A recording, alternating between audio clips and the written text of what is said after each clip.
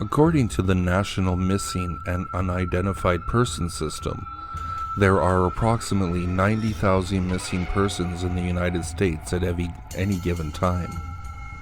With the advancement of modern detective work and advanced scientific methods, such as genealogy testing, the vast majority of missing person cases end up being solved today. Even so, sometimes investigators just aren't able to provide enough conclusive evidence to put the pieces together on some of these cases, and they go unsolved. There have been some devastating, very suspicious missing persons cases in recent times that definitely fall into this category. Throughout history, though, all around the world, certain missing person cases have left investigators and families struggling to find answers. When there is little evidence to no evidence and no eyewitnesses, missing persons cases tragically end up being closed and unsolved. Come with us as we walk through some of the most puzzling and tragic missing persons cases throughout history all around the globe.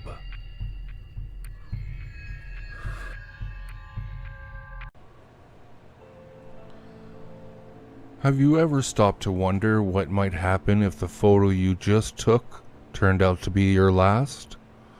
That was the case with these people who were caught on camera right before vanishing.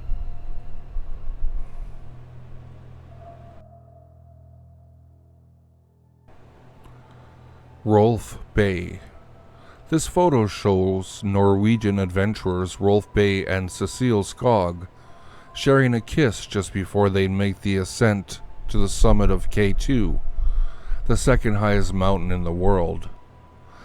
They were no amateurs. Cecile was the first woman to stand at both poles and the tallest peaks of every continent. They loved nothing more than climbing together, but that passion would claim Rolf's life. On their way down K2, Rolf ventured out under an ice cliff. The cliff collapsed and took Rolf into the void with it. Cecile then had to continue the descent without her husband.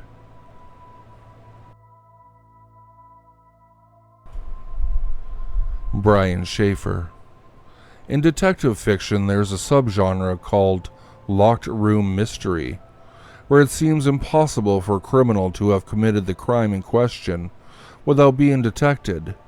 In real life, that's exactly what maybe happened to Brian Schaeffer. In March of 2006, this 27-year-old med student from Ohio State University celebrated the first day of spring break by going on a bar crawl with friends. Their last stop was the Ugly Tuna Saloon in Columbus, Ohio. Security camera footage caught Brian as he was taking the escalator up to the bar. There is, however, no evidence of him leaving, and no trace of him has ever been found.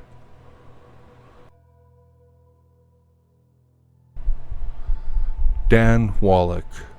Air Force Lieutenant Colonel Dan Wallach was no stranger to adversity, as he served for 4 years in the Defense Department's Strategic Command. His true passion, however, was hiking, which he loved doing through the mountains of Colorado. He was supposed to meet up with a couple of his friends to continue the hike, but Wallach, an Iraq and Afghanistan war veteran, never made it. He had been lost for 4 days when his remains were finally found at the bottom of a treacherous cliff from which he must have fallen. This is the 41-year-old Bronze Star winner's last known photograph.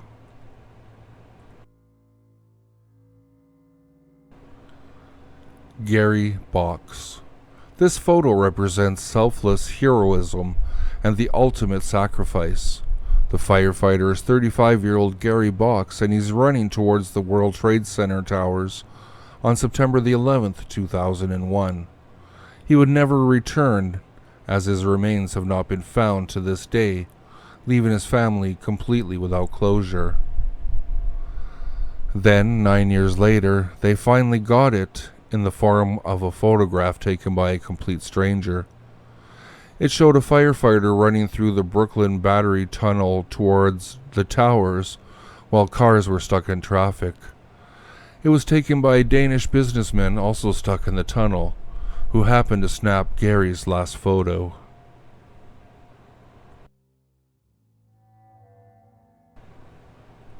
Jennifer Kess. This is like something out of a horror movie. Florida resident Jennifer Kess was 24 when she disappeared in January of 2006. Jennifer went to work and then left at the normal end of the workday, and it would be the last time she'd ever been seen. On the way home, she spoke to her parents, then her boyfriend. The following morning, she and her car vanished. The creepiest part? At around noon, someone was caught on camera parking her car near an apartment complex and walking away. Unbelievably, their face was obscured by the railing, and they were never identified.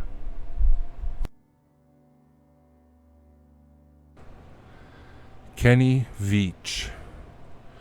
Kenny Veach's November 2014 disappearance, which is straight out of the X-Files, can be traced back to an offhand YouTube comment. Kenny commented that he was a long-distance hiker and mentioned an encounter with a capital M-shaped cave that unnerved him. He said that the aforementioned cave in the Nevada mountains gave him a strange feeling that spooked him so much that he left without recording its location. Then a month later, he commented again on the same video, saying he was going to try and find it. This is the last anyone's ever heard of him. Whether he found the cave or not, he just simply vanished.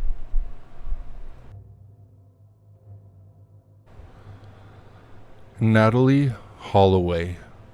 The young woman in the middle of this photo was Natalie Holloway, an 18-year-old college student who disappeared in May of 2005 during a high school graduation trip to the Caribbean island of Aruba. She was last seen outside a restaurant/nightclub in the company of 3 men, Joran van der Sloot and 2 others. No charges were ever filed against them. Despite unprecedented search and rescue efforts, neither Holloway nor her remains were ever found. On May 30th, 2010, 5 years to the day since Holloway's disappearance, van der Sloot took the life of another woman in Peru and was convicted this time.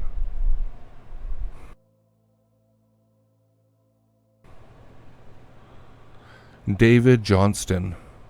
This photograph caught a man just before a historic and catastrophic occurrence, one which he was first to witness. What do we mean?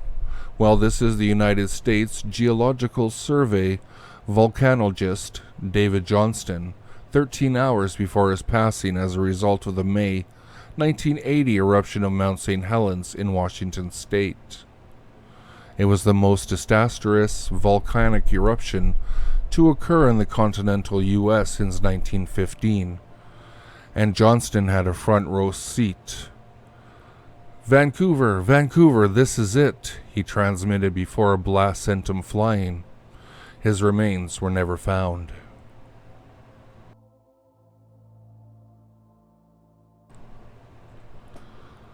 When it first debuted, Unsolved Mysteries revolutionized how audiences interact with TV by giving viewers the chance to help solve the cases they saw in each episode.